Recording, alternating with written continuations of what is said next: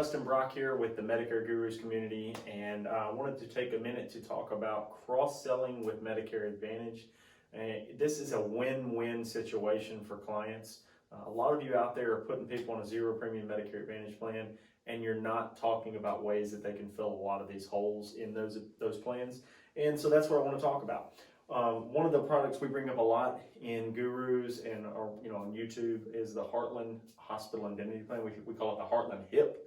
HIP just means Hospital Indemnity Plan, but a Hospital Indemnity Plan can have riders that cover other things as well. So a rider to a policy, like can just be these extra little benefits, right? So this is just an example of a generic Medicare Advantage. It's not a specific plan or any plan, right? It's just kind of a generic Medicare Advantage plan with holes, right? So with Medicare Advantage plan, with this one we're talking about, your doctor's visits, you got a $5 primary care doctor visit or $40 specialist. You got $295 a day for days 1 through 7 in the hospital. You got a $295 ambulance copay. You have an outpatient surgery copay of $225, and you have radiation treatments up to 35% if you go out of network. That's 35% up to the maximum out of pocket, right? Well, within Manhattan Life, or not the Manhattan Life, but the Heartland National Hospital Indemnity Plan, and there's some other ones too, depending on the state you're in and what you have, that will come in and fill a lot of these holes. Now, we normally don't worry about this copay holes. Most people are okay with paying $5 to go to the doctor or $40 for a specialist. But this hole right here, this hospitalization, can be a big hole. So the core benefit of these hospital indemnity plans will cover that by saying, okay, we're going to cover $250 or $300 a day. Somebody that had a $295 daily copay, we would make it a $300 daily benefit for up to 7 days, and then that would pay that for them if they went into the hospital. Also, it has an ambulance copay, so we can put the ambulance copay at say $300 to offset that ambulance copay. We can do the surgical benefit at $250, so it'd be enough to hit that $225. And then on the radiation treatment, some people say, well, how do you make it pay for radiation treatments? Well, there's a lump sum cancer benefit riders on there.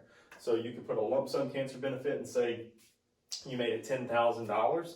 So if they get diagnosed with cancer, boom, they have $10,000. They can pay generally they can pay most of the out-of-pocket with that plan, with that $10,000. So that is a really good plan. It's like a supplement to an Advantage plan. You can't call it a Medicare supplement. Obviously, it is not a Medicare supplement, but it is supplementary to a Medicare Advantage plan.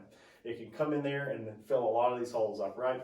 So, that's a win for the client, but just to kind of illustrate why it's a win for you, generally on those, the first year compensation on those products, between 55 and 65% on a street level contract. And then on the Medicare Advantage plans, obviously the first year comp is either $270 if it's not a true up, or $539 if it is a true up or first time they've been on a Medicare Advantage plan.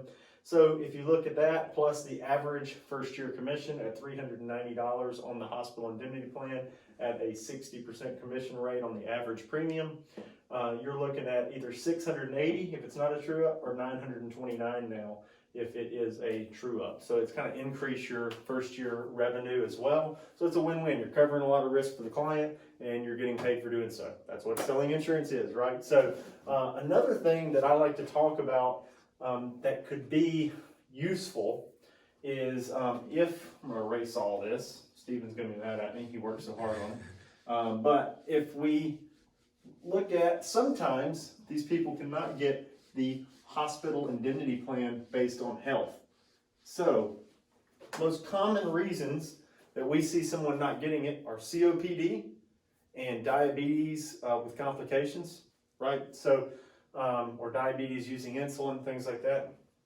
So they can divert to selling a critical illness policy. Critical illness, okay? So just because you can't cover every single hole doesn't mean you can't cover some of them, right? So you could do a $10,000 lump sum cancer policy. COPD is not a knockout to a general cancer policy. And then if they got diagnosed with cancer, they get $10,000. That would still cover their out-of-pocket for that year on a Medicare Advantage plan. Then you could also potentially get a heart attack and stroke rider or policy on there, We use Aetna and Bankers Fidelity for these a lot. But you could add the heart attack and stroke with Aetna can actually be sold as its own standalone benefit. But a lot of the times when people go to the hospital, it's due to heart attack or stroke. So they're in the hospital. So if they had a $10,000 lump sum payout, they could pay that and then some for other things that might come up.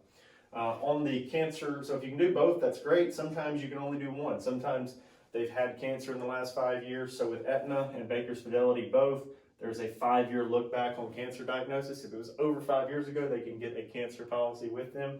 The heart attack and stroke are going to have some more health questions there. But sometimes if it's just COPD that's getting them declined for the hospital indemnity plan, they could still get both of these benefits, and that would cover some more of those holes. Now, it's not going to cover every time they're hospitalized now, but it could cover a lot of bills related to cancer, heart attack, and stroke, which are some very common things that people are worried about. So always look for ways to cover as much risk as possible at a rate that makes sense to the client. So just wanted to throw that out there. Those are some ways that we're finding, ways to meet the needs of the clients. A lot of times they're scared about the out-of-pocket with Medicare Advantage plans when it's properly explained, and these are some ways to circumvent some of that risk. So that's our job, minimizing risk and selling insurance. So I hope that helps.